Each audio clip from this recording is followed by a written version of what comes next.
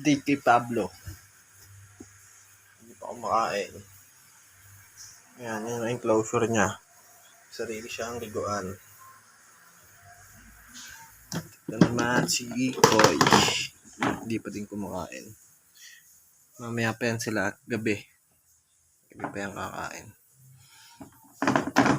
Ayan yung enclosure ni Koy. Kasi nga gusto niya yung madilim, yung sikip. Parang hides niya na yan. Tapos ito yung mga hatchling.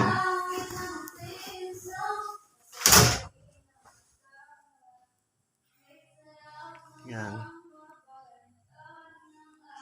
Hindi ko sila pinag-iwalay. Muna. Hatchling pa naman. Pero may isa pa tayong bin doon. Ayun o.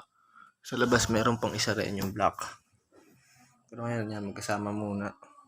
Wala na kasang paglalagyan dito eh.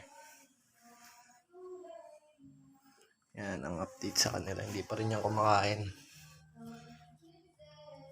Mamaya yan. Sabay-sabay na yan sila mamayang gabi.